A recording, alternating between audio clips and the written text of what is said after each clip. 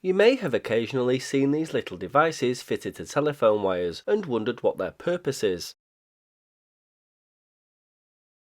I've passed under these on Park Road in Hale, not far from Altrincham in Cheshire for those not local, hundreds of times over the last 3 decades, and always wondered what they were. You don't see them very often nowadays, but they served an extremely important purpose in days gone by. I'd always assumed they were some sort of electrical gadget, too mysterious and complex for the layman to understand, but that's not the case. The fittings, like large corks at intervals across the spans of wire, are called game guards. There's nothing I could find online about these things, so what better topic for a Ringway Manchester video? I'm sure someone will come forward with another, more widely accepted name for these, leading to a quick Google search that'll reveal much more than I have in this video, and I welcome that. But for now, let's look at game guards and why they're on these specific wires. They're essentially Belisha beacons for birds, and were known officially to the Postmaster-General as game guards, round corks about 3 inches long and over an inch in diameter.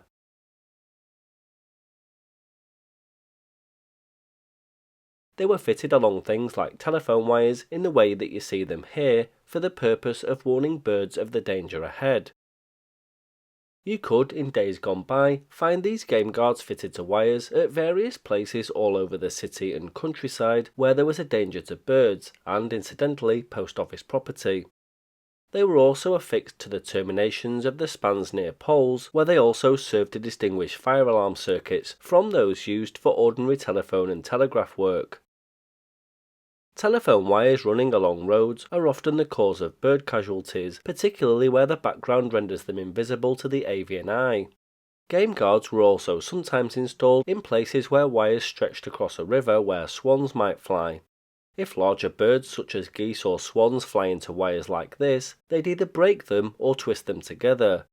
A large bird flying at 30 miles an hour plus would hit a wire with a substantial impact, causing both damage to itself and rendering something like a telephone line out of use. Occasionally, especially during the shooting season, a flock of pheasants may crash into the wires, again causing damage to themselves or the lines. So why would they be in this suburban street?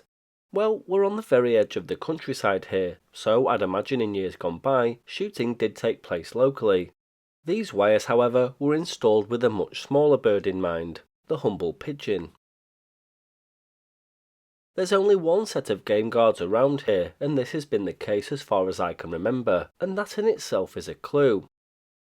Whenever a GPO or later a BT man installing overhead telephone wires would see a pigeon loft while he was up the pole, he'd make a note of its position. He'd then inquire to see if the pigeons would be likely to fly near the new wires when returning home from races. If they were, he'd fix these corks along the wires so that the pigeons could see them and not fly into them, getting tangled in them or ending up seriously injured. It was possible, at least until the 1980s, I'm not sure about today, to have these installed.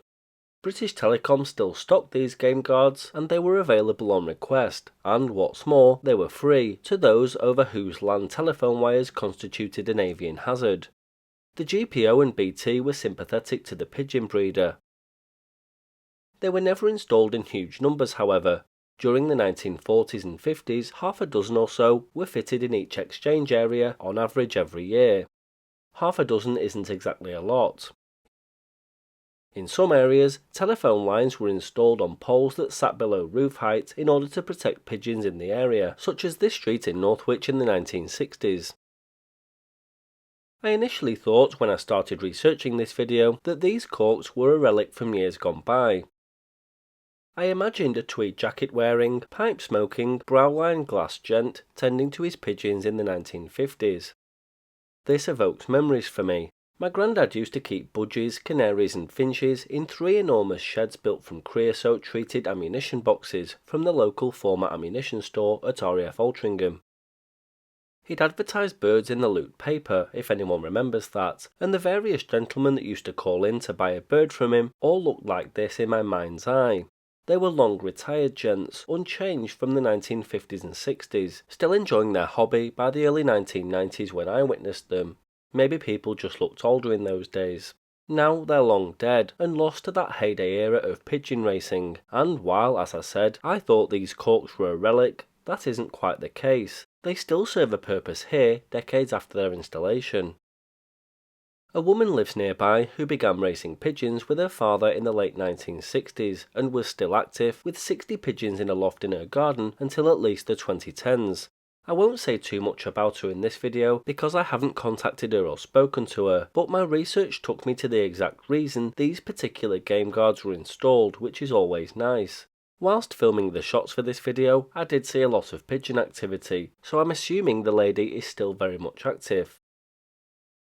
Of course, game guards weren't a new thing during the pigeon racing heyday in the 1950s, and weren't exclusively used for telephone lines. The GPO were installing them on telegraph lines in certain areas as far back as the late 1800s, and during the rise in popularity of the wireless set in the 1920s and 30s, people attached game guards to their antenna wires. The corks made no difference to reception, but as they made the wire visible to birds, a collision could be avoided. They could be threaded onto the wire and fixed in place at an appropriate location, or cut along one side, allowing them to be clipped into place like this example. The practice of corking aerial wires in this era seems to have been much more widespread than the corking of telephone wires. My research leads me to believe that it was the thing to do in those days. In fact, the Postmaster-General was encouraged to enforce the practice in the late 1930s. So, there you have it. The next time you see these curious high-tech devices on a telephone wire, you'll know that it's just a modest cork, designed to protect the fragile neck of a racing pigeon.